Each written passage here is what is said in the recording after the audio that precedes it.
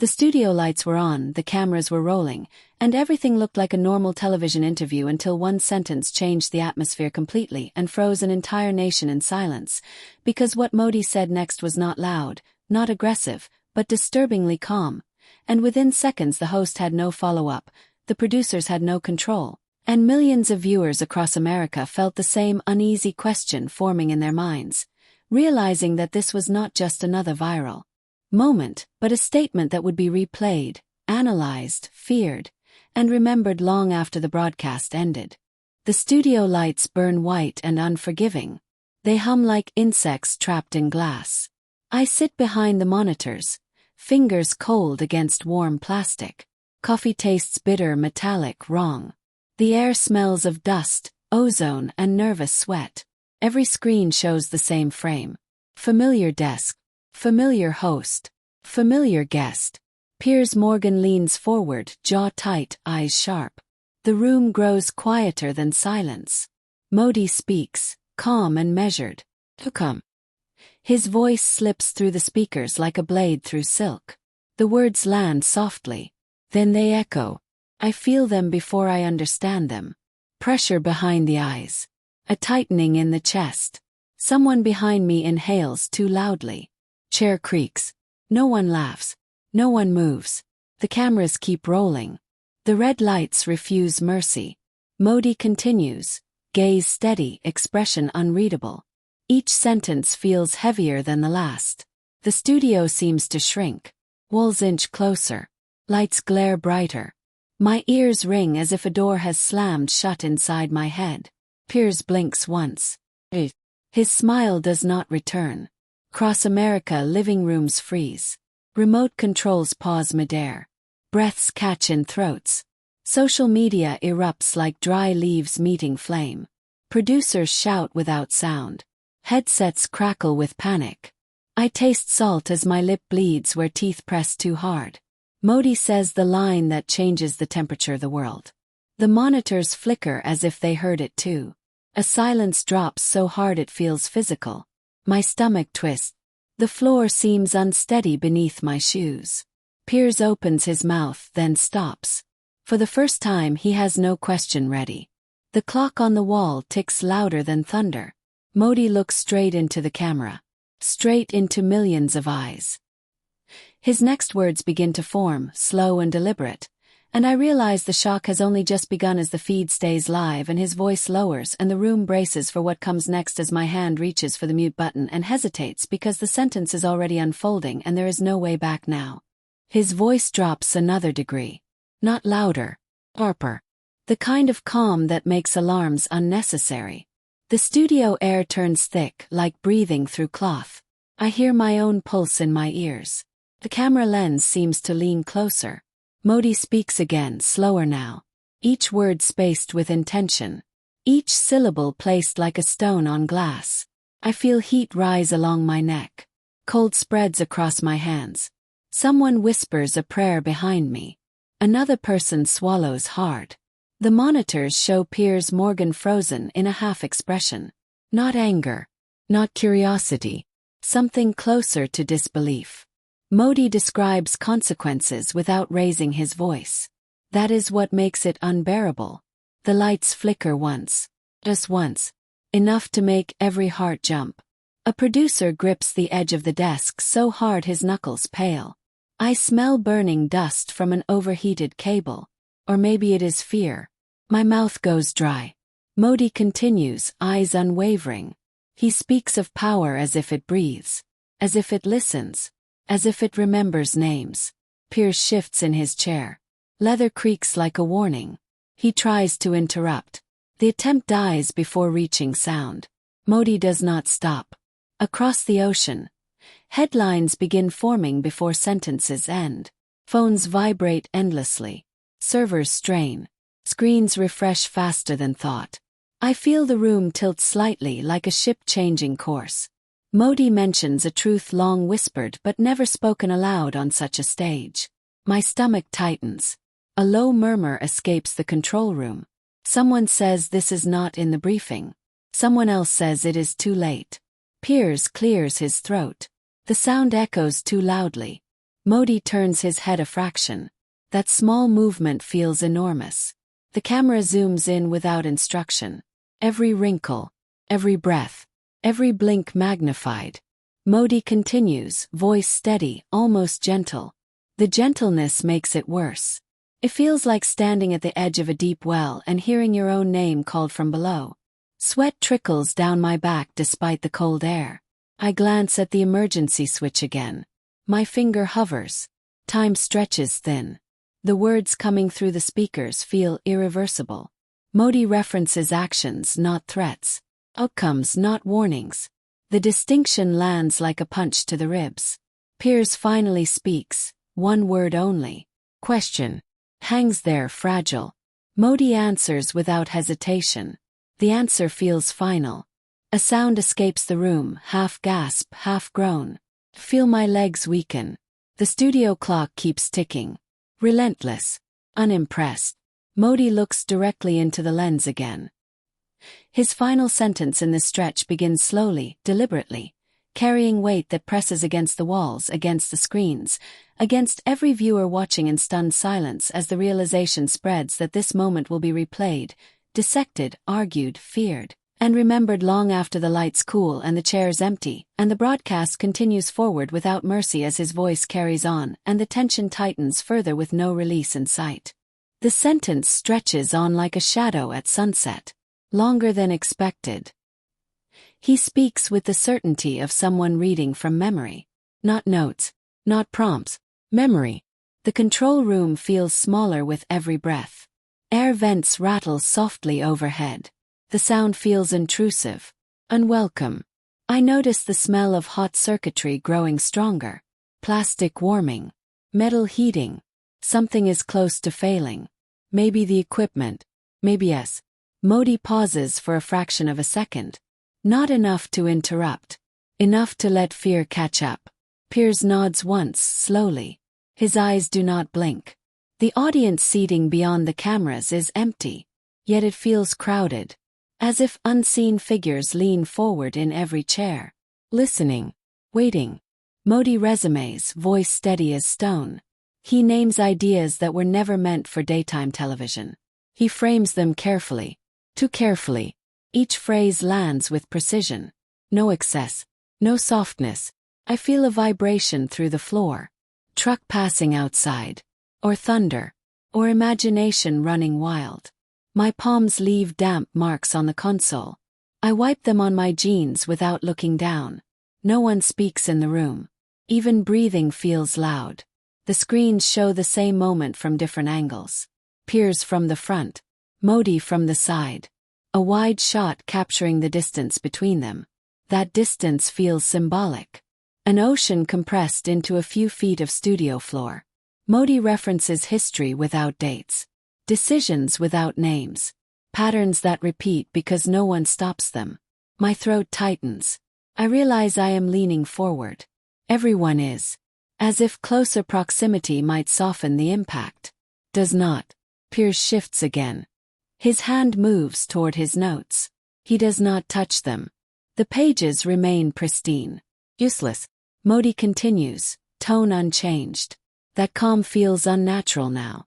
Predatory in its control. The lighting crew adjusts nothing. No one dares. The balance is too fragile.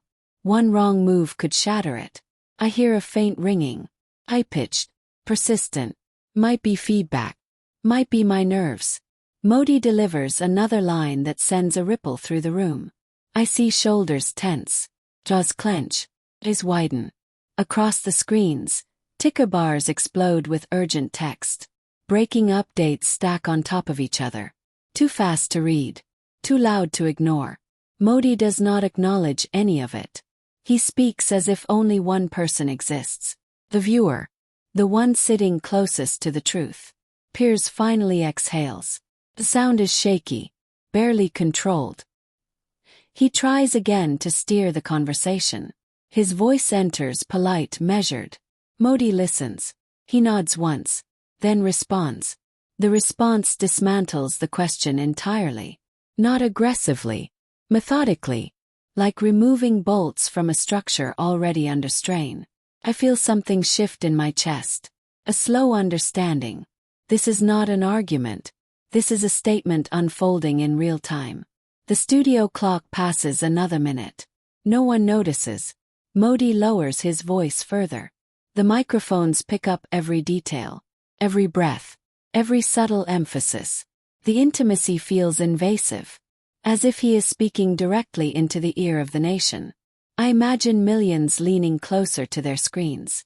Living rooms silent, bars frozen mid-pour, newsrooms standing still. Modi continues, threading his point with deliberate care, and the weight of what he is saying continues to press down harder and harder as the realization deepens that this broadcast is crossing lines that cannot be uncrossed, and the tension keeps rising without release as his voice carries forward, and the moment stretches longer and heavier and more unsettling with every word that follows. The heaviness settles into the bones. Not panic. Something colder. Something deliberate. The kind of fear that arrives after understanding. I notice the sound of my own breathing again. Low. Too slow. As if my body is conserving energy for what comes next. Modi does not raise his voice. He never needs to. The power sits beneath the words. Unmoving. The studio lights cast sharp shadows under his eyes. They make his face look carved rather than lit. Piers presses his lips together. Habit. Defense. His fingers tap once on the desk. Then stop. That single tap echoes in my head. The control room smells sharper now. Wet. Warm electronics. Old carpet. Someone shifts their weight behind me. The floor creaks in protest. Modi introduces another idea. Not new. Just rarely spoken aloud. The words slide into the room and refuse to leave. They settle on shoulders. And spines. On the back of the neck. I feel a chill despite the heat. The monitors show audience reaction shots from across the country. Faces frozen. Hands covering mouths. Eyes fixed and unblinking. The silence inside the studio grows heavier than any shout. Modi pauses again. Longer this time. Pause stretches. Not empty. Loaded. Piers inhales as if preparing to intervene. Then exhales instead. Resignation flickers across his expression. Modi resumes. The next sentence lands with surgical precision. It reframes everything said before. I hear someone whisper that this will be replayed forever. I believe them. My throat tightens again. Dry. Uncomfortable. Modi speaks of responsibility without apology. Of outcomes without regret. The words feel immovable. Like doors closing quietly. I glance at the broadcast delay timer. Too short to save anything. Too long to stop it. Piers nods again. This time the nod feels heavy. Acknowledgement rather than agreement. The camera angle shifts slightly. Closer now. The frame tightens. There is nowhere to look but forward. Modi continues, and the rhythm of his speech becomes hypnotic. Steady. Unbroken. I realize my hands have clenched into fists. My nails bite into skin. I do not feel pain yet. Only pressure. Across the screens, commentators begin speaking over each other. Words pile up. Speculation. Outrage. Inside the studio, none of it matters. This moment exists on its own. Suspended. Unavoidable. Modi introduces a final thought in this stretch. Not as a conclusion. As a continuation. The idea feels unfinished by design. A warning without the word warning. Piers leans back slightly. The chair creaks again. The sound feels loud enough to crack glass. Modi looks into the camera once more. The gaze feels personal now. Accusatory without accusation. I feel exposed despite standing in shadow. The lights hum. The screens glow. The clock continues its indifferent march. Modi keeps speaking, weaving his message tighter and tighter, and the tension remains unbroken as the studio holds its breath and the world listens with growing unease while his voice moves forward without hesitation and the weight of the moment continues to build with no relief and no ending in sight as the broadcast carries on and the shock deepens further. The unease turns into something physical. A pressure behind the ribs. A dull ache at the base of the skull. Modi maintains the same posture. Straight back. And still. Control embodied. The microphones capture a soft breath before his next line. Sounds intentional. Calculated. Piers glances briefly toward the camera crew. No signal comes back. No rescue. The studio feels sealed off from the outside world. As if the walls have thickened. As if sound cannot escape. Yet it does. It always does. Modi speaks again, referencing futures instead of presents. Possibilities instead of promises. The distinction sends a ripple through my spine. I feel it travel upward. Low. Unwelcome. The control room lights dim slightly. An automatic adjustment. Or a mistake. No one corrects it. Shadows deepen. Faces blur at the edges. Only the screens remain sharp. Relentless. Piers folds his hands together. Rare gesture. Defensive. Respectful. Uncertain. Modi continues, tone unchanged. The consistency feels unnatural now. Like watching a storm that never shifts direction. The air conditioning kicks on harder. Cold air rushes across my arms. Goosebumps rise instantly. Someone mutters that this is spiraling. Someone else says nothing. Silence wins. Modi introduces context that reframes earlier statements. The implications bloom slowly. Then all at once. Feel my stomach drop. Hollow sensation. Weightless and heavy at the same time. The screens show reactions from different cities. Different time zones. Same expressions. Shock rendered universal.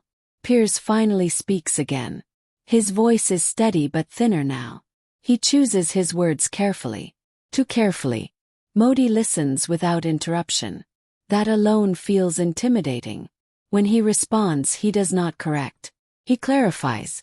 The clarification cuts deeper. A collective intake of breath fills the studio. Even the machines seem to hesitate. Camera motor whirs slightly off rhythm. The sound grates on my nerves. Modi continues, layering meaning upon meaning. Nothing wasted. Nothing softened. The message grows heavier. Answer. Harder to carry. I feel heat behind my eyes. Not tears. Rain. The effort of processing too much too fast. Piers nods again, slower this time. The nod feels like concession. Not defeat. Acceptance of the moment. Modi references accountability without naming anyone. That omission speaks louder than any accusation. I hear a sharp exhale behind me. Someone grips their headset like a lifeline. The broadcast delay ticks forward relentlessly. Seconds feel like minutes. Minutes stretch thin. Modi leans forward just slightly. The movement electrifies the room. The camera responds instantly. Tighter frame. No escape. His next words come softer. That softness feels dangerous. Like standing too close to a quiet edge. I feel the room lean in again. Every person. Every screen. Every unseen viewer. The tension coils tighter. Still no release. Still no ending. Modi continues speaking, building toward something unspoken yet unmistakable, and the weight of anticipation presses down harder and harder as the studio remains trapped inside the moment, and the broadcast moves forward relentlessly with his voice guiding it deeper into discomfort and realization, and the sense that whatever comes next will only intensify the shock as the story keeps unfolding without closure. Modi finally stops speaking. The silence arrives whole, heavy, complete. No echo follows. No correction comes. The studio seems to exhale as one body. Piers sits still for a long moment. He nods slowly. Not in agreement. In recognition. The cameras remain fixed, then ease back. Lights soften by a fraction. Enough to signal an ending. I feel sensation return to my fingers. Pins and needles. Relief mixed with exhaustion. Across the screens, the ticker bars slow. Words settle into summaries. Shock transforms into analysis. Fear reshapes into memory. Piers thanks his guest. The words sound formal. Necessary. Modi inclines his head. Small gesture. Controlled. Final. The red lights switch off. One by one. The hum fades. Chairs scrape softly as people move again. The studio feels larger now. Emptier. As if something important has passed through and moved on. I lean back and notice my shirt is damp. My breath steadies. Outside the control room, voices rise again. Phones ring. Life resumes its noise. On the screens, the moment begins its afterlife. Clip. Shirt. Replayed. But here it ends quietly. No applause. No victory. Just the understanding that something irreversible has been said, heard, and absorbed. Power down my console and stand. The lights dim completely. The studio rests. And the story concludes not with comfort, but with clarity, leaving behind a silence that feels earned and a truth that no longer needs a voice to exist. The studio lights were on, the cameras were rolling, and everything looked like a normal television interview until one sentence changed the atmosphere completely and froze an entire nation in silence, because what Modi said next was not loud, not aggressive, but disturbingly calm. And within seconds the host had no follow-up, the producers had no control, and millions of viewers across America felt the same uneasy question forming in their minds, realizing that this was not just another viral moment, but a statement that would be replayed, analyzed, feared, and remembered long after the broadcast ended.